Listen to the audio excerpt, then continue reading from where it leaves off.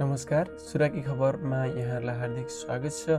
विश्वकप फुटबलको सबैभन्दा ठुलो महाकुम्भ फिफा विश्वकप 2026 आगामी जुन 11 2026देखि सुरु हुँदैछ। यसपटक विश्वकप विशेष रहने अपेक्षा गरिएको छ, किनभने प्रतियोगिता अमेरिका, मेक्सिको र क्यानाडाले संयुक्त रूपमा आयोजना गर्ने छन्। साथै फुटबल इतिहासमै पहिलोपटक अत्याधुनिक प्रविधिले खेललाई अझ पारदर्शी र विवाद रहित बनाउन महत्त्वपूर्ण भूमिका खेल्ने अपेक्षा गरिएको छ।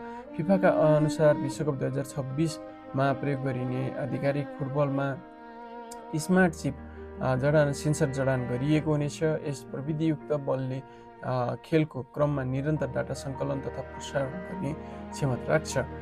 स्मार्ट सेन्सरयुक्त बलले खेलाडीको स्पर्श, बलको दिशा, गति तथा अन्य प्राविधिक विषयहरू मापन गर्नेछ। यसबाट अफसाइड, ह्यान्डबल लगायतका विवादास्पद निर्णयहरूलाई थप सटिक बनाउन सहयोग पुग्नेछ।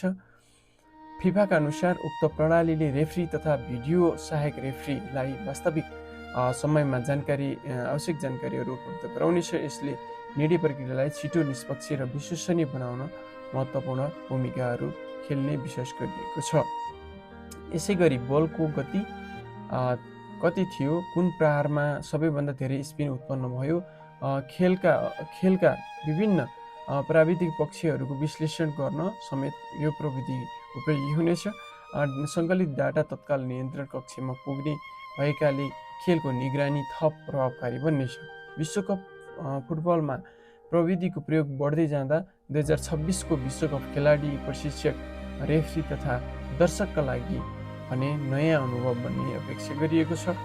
विश्वकप 2026 सम्बन्धी यस्तै ताजा समाचार, विश्लेषण र रोचक जानकारीहरूका लागि surakikhbar.com लाई सब्स्क्राइब गर्न नभुल्नुहोला।